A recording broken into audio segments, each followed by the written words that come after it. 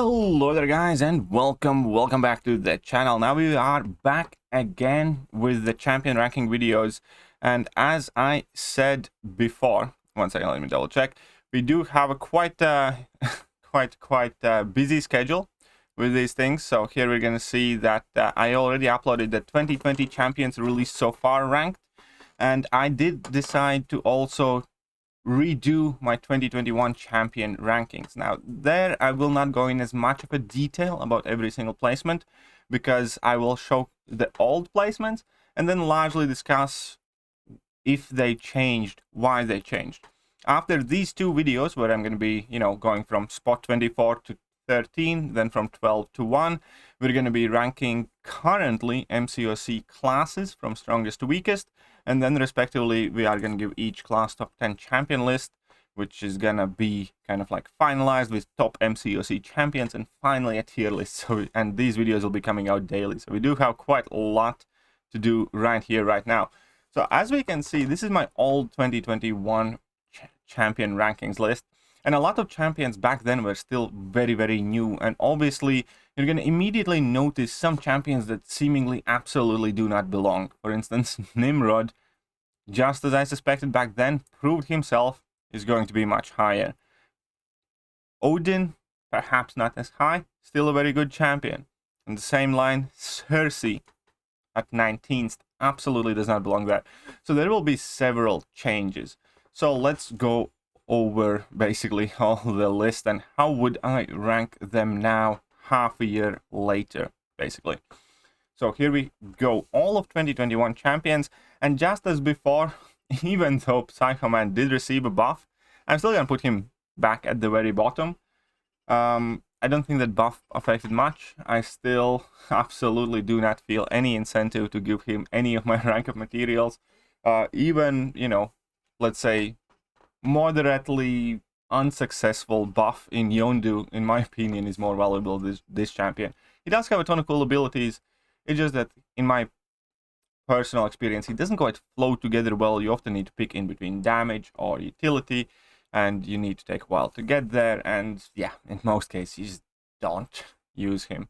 And also he doesn't really have any defensive value, so it's quite rare that you see any Psychomans ranked up on any account for a very good reason.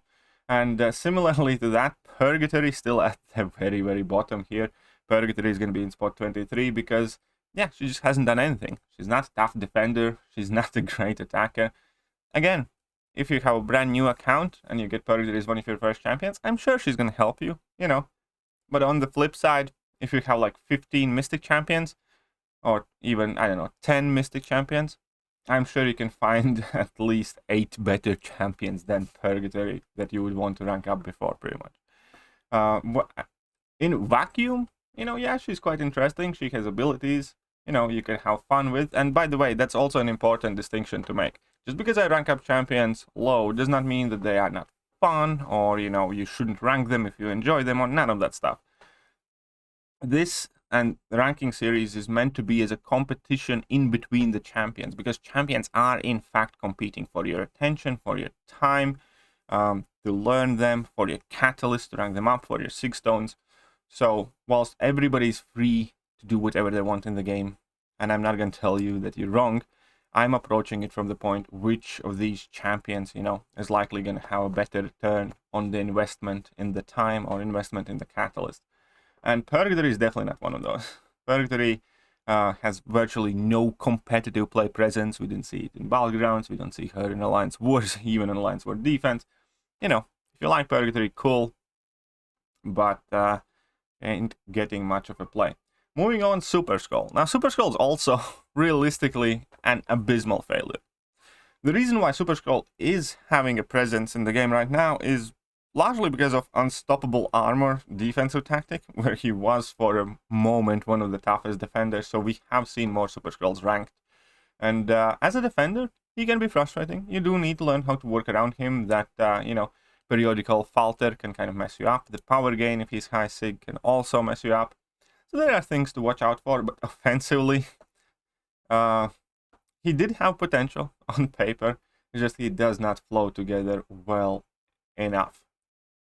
you know, he did have cool passive immunities. There's that power gain. He has plenty of buffs, but again, it's just for a champion with that many abilities, that much text, majority of those abilities are just, you know, underwhelming. So offensively, well, we as a community largely are not turning to Super Scroll to clear our quest content, are we? So Super Scroll is spot 22, spot 21 is Jubilee. Again, fairly fun champion, tons of abilities, just all of them are pretty shit. Like, again, new player, get Jubilee, cool, should actually do quite a lot. Problem is, she doesn't do anything amazingly or anything great. Also, she forces you to pick in between damage or utility. You can't have both at the same time. And then, you know, you can only access fragments of her utility, not all of her abilities at the time, kind of similar to many other newer champions, which can be quite frustrating. And all of those downsides, combined with the fact that, you know, she's not particularly amazing at anything in the game, just kind of creates a middle of a pack champion. You see, in this game, it's much better to do one thing extremely well, or maybe two things, than 15 things extremely average. Because why would you? Why would you go in a fight with an average option?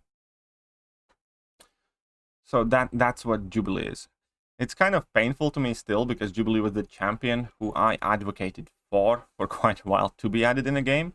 And when she did get added, you know, I kind of wished she wasn't here, because since she has gotten added, my kind of like impression of Jubilee, or I don't know, excitement for the character has definitely gone down with the form and design that she exists in the game right now.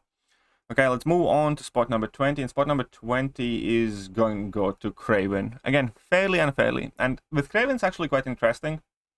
Kraven does have a fairly high ceiling you can achieve. You synergize him up with Hercules, I believe, with a few other champions. Was it Hercules? Because he can gain immortality, which is quite cool, and then you can get, you know, your critical bleeds. He can do some interesting things, to say the least. Which synergy was that, where he gets immortality? Leading champions. No, here we go. Kraven. Nope. Oh, with Spidey's, apparently. Yeah, with Spidey's he gets immortal.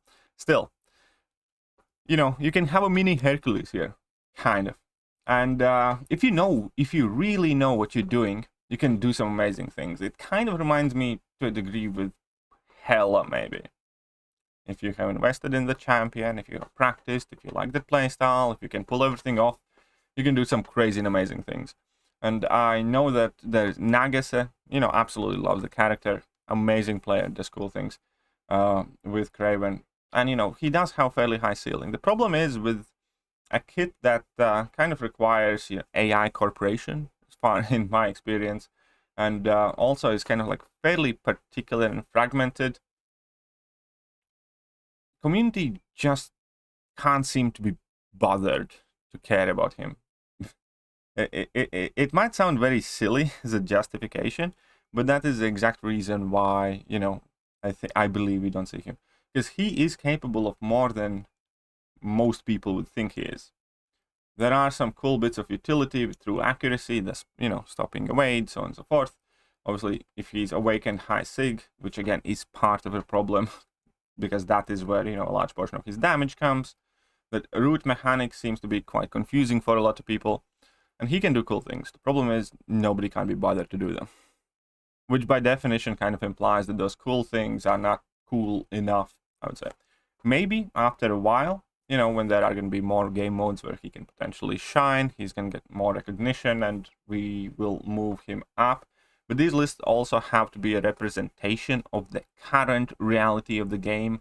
Do we see Kraven on Alliance War Attack? Not really. Do we see Kraven as an Alliance Quest staple champion? Not really. Is he the best quest clearing option? Absolutely not. So on and so forth. So, yeah, he just is not a champion that many people invest a ton of resources in, even though he might have the potential to, you know, surprise you. Moving on, spot 19, I have moved Mangog a bit higher, obviously, because Mangog is one tough son of a gun for Wild Grounds, for Alliance War defense, but also offensively, he does have some uses.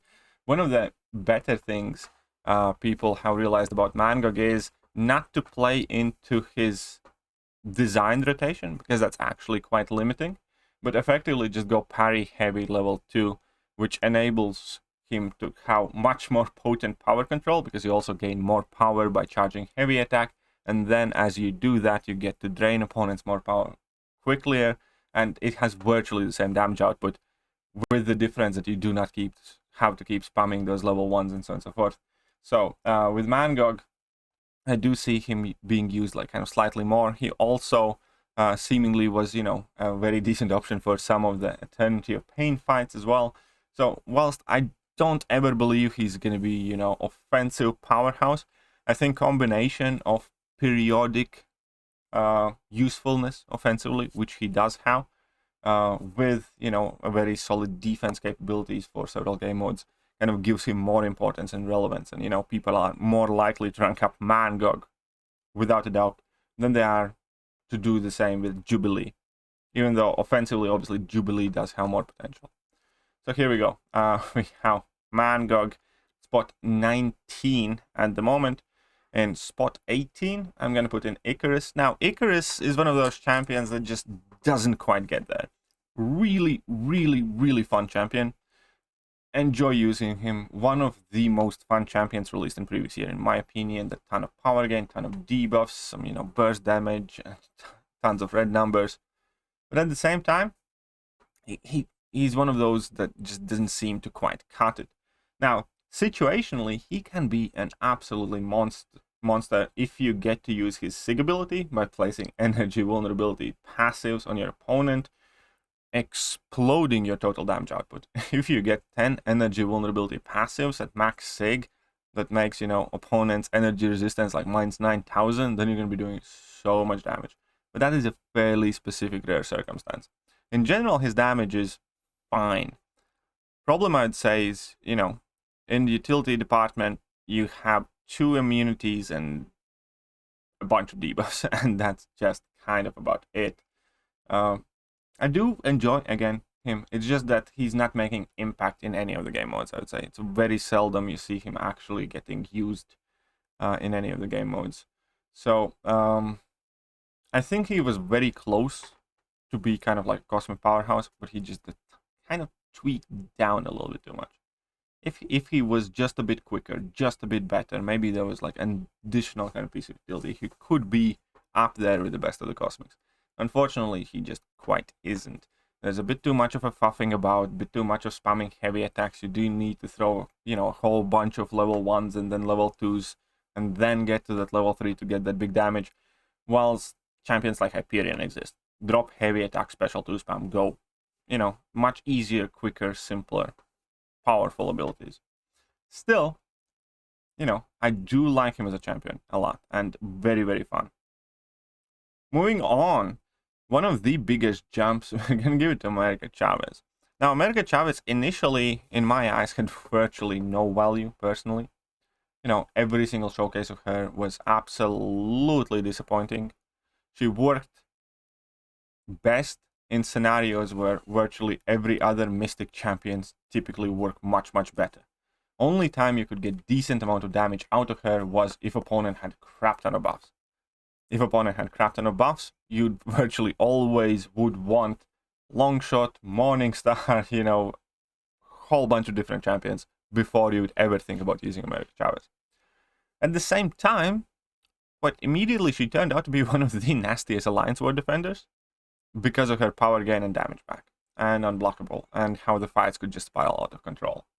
And then because of that, people started ranking her up and also using offensively and finding some use. And it does turn out that she is somewhat similar to Dr. Octopus in a sense. When you deal with a very huge ability power gain effects, there are very few champions that are better. Just by spamming heavy attack, you reduce opponent's power gain by, what is it, 70%? No, wait, 60%. Drop 2 heavy attacks, you reduce that power gain. Drop 3 heavy attacks, you reduce that power gain by, you know, 180%. They lose a ton of power. Meanwhile, you can still keep spamming your special attacks and at that point do plenty of damage as well. So she actually does have offensive niche as well. And it was best illustrated in Battlegrounds when we had to deal with that rise to power and power snack nodes. She was a very, very persistently good offensive option as well as a defensive option nightmare. So yeah, I have gained some more respect for Chavez. I do think I underestimated her initially.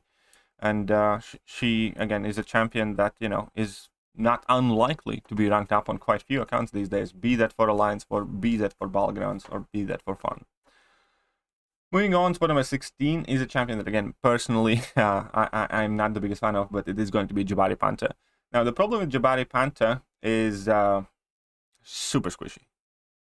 If she had, you know, a reasonable chunkiness to her, she'd be so much better as a champion. We would see her, I believe, much more in Alliance War offensively. She would be better Battlegrounds defender as well. Obviously, better Alliance War defender. And she would be just way, way more popular. I do think that, you know, one of the biggest things like about Maid is just made her very, very squishy. She has subpar armor, subpar block proficiency, subpar HP. And whilst none of those stats are, you know, absolutely abysmal, she just doesn't feel safe enough often. That being said, offensively, she does pack in quite a lot of potential. Her cleanse charge mechanics actually often are overlooked as and are very powerful, you know, is a very powerful ability to deal with many nodes that people kind of don't think about it. Now, again, her ramp up could be quicker. Unfortunately, I do not like the champions, you know, again, that, you know, do somewhat meh until you kind of get to explode and then you have like a quick burst of damage. It's not personally my preferred choice of champion. I know that a lot of people do like that, but I personally do kind of look at it as a slight downside where you do need to kind of carefully set yourself up at the initial part of the fight, and then you have like kind of go. At the same time, you know, she is a fairly staple Alliance War defender because of her cleanse mechanic. She's hard to parry. You know, you can't dex her level 1, so you need to take those unblocked. That can create complications. We could see her offensively as a decent offensive option as well. So yeah, I do think Jabari is, you know, fine. And at this point, when we are in kind of like the midsection, all of these champions are already good. All of these champions can easily be found ranked up on many champions.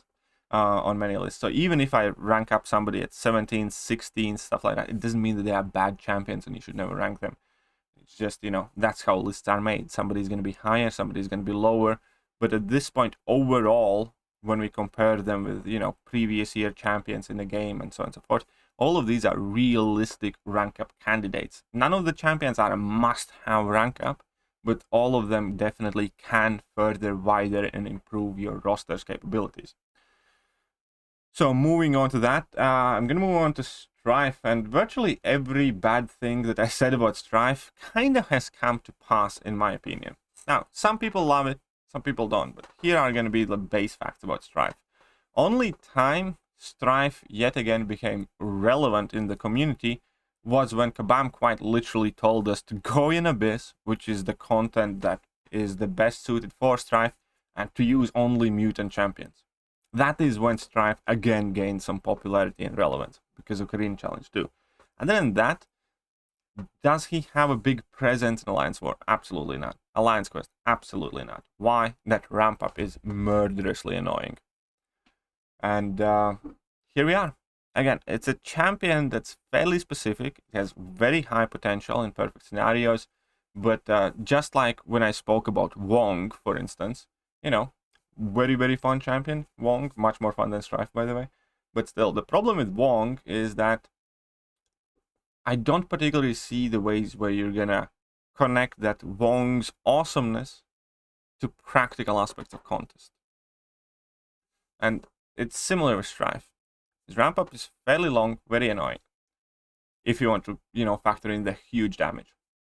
In virtually all the content in the game, you can't really ramp him up properly, or there's just no point. So then, you know, his base damage not bad. You can just forget about the ramp up and, you know, just bring in Strife and deal with whatever damage you have. At which point you have an average damage mutant. And then he has to earn his keep with his utility only. And when it comes to that, you know, is that he does have access to shock, true accuracy on his medium attacks, and you know, some miss mechanic that you can benefit on, but it isn't that much. And when you compete with Apocalypse, when you compete with Archangel, when you compete with Kitty Pryde, it just isn't quite enough if you take that huge ramped up damage away. So here we are. I do think he's a good champion. I do not absolutely blame anybody for enjoying him, liking him, ranking him, having fun with him. But at the same time, nobody will tell me that he is a must-have rank up in every situation that you bring him in and he's like, you know, super, super useful. He just isn't. He isn't an Alliance War MVP. He isn't an AQ MVP. And as a community, we don't really play with him that much. And that ramp up is a big part of the reason, because that ramp up isn't nor easy, nor pleasant, nor straightforward. And yeah, you can ramp him up quicker than Aegon, for instance. But with Aegon, you just need to hit the opponent and don't get hit. With Strife, you need to throw level 1, you know, do the whole heavy thing. Throw level 1, do the whole heavy thing. Then heavy a bunch to level 3, drop a level 3, and then you kind of start ramping up.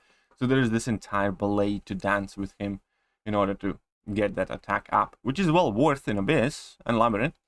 It's just not something you'd be wanting to do frequently. At least I'm not. Now, spot number 14. Spot number 14 is a champion that I have demoted slightly, and that's going to be Odin. And get me wrong, absolutely need to clarify myself. I do not think one bit less of Odin than I thought of him half a year ago. I think he's exactly as good as I thought of him before. He's very simple, very tanky, tons of damage, super useful pre-fights. Not the most complex character, not the most amount of utility. But that is enough for him to be a very good AQ map 8 option, for instance, because he will always have those needed buffs. You know, you can also help out other champions with pre-fights in AQ map 8. You can see him in Alliance War primarily as a pre-fight champion, occasionally as an offensive option. And yeah, you know, he works, and he works very well, and he's an absolute tank. And all of that I said before, and all of that I still think. The difference in his ranking right now is quite simple.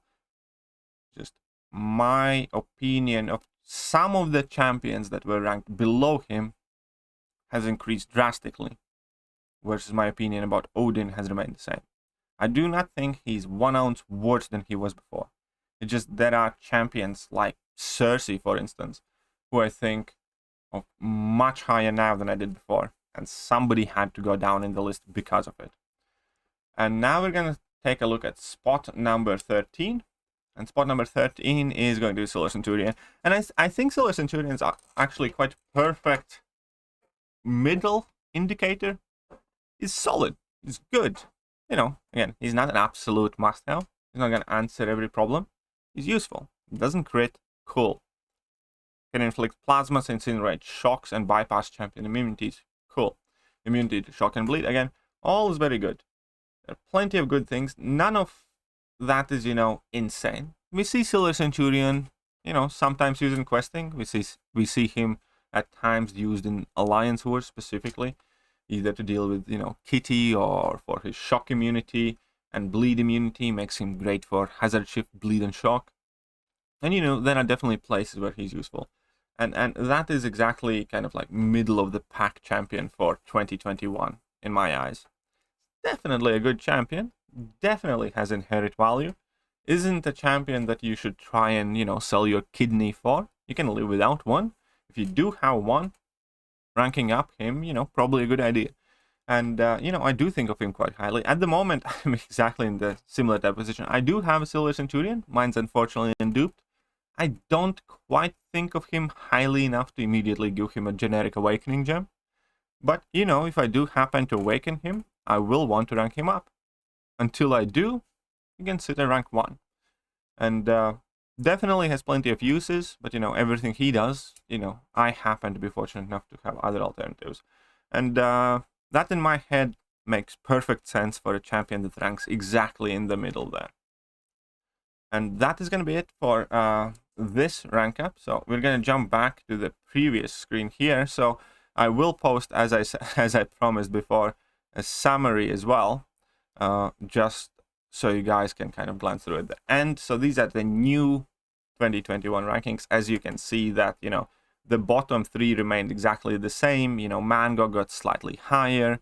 Cersei is not in the bottom anymore at all. Anti-Venom is out of the bottom. Overseer is out of the bottom. And yeah, for most part, yeah, there are about 4 champions who escaped that. Some champions obviously had to be relegated for it. Tomorrow's video, I'm going to be going over the top 12 champions of 2021. Meanwhile, I hope you guys enjoyed this video. If you did, hit that like button, hit that sub button, hit all the other awesome buttons, because the buttons have power. And do not forget that there are several cool collabs happening right now with Evizone. One is still about Eternity of Pain. You need to do a speed run through Eternity of Pain without using any items. I will leave a link to the full rules video. You're looking for the week 4 video.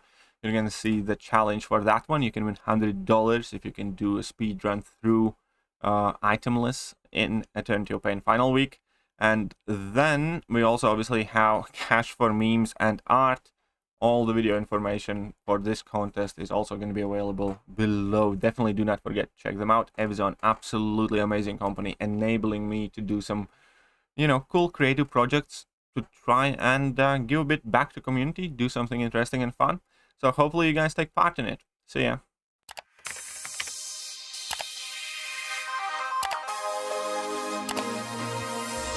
Hello there guys, and welcome back to the channel. So we have all the information about the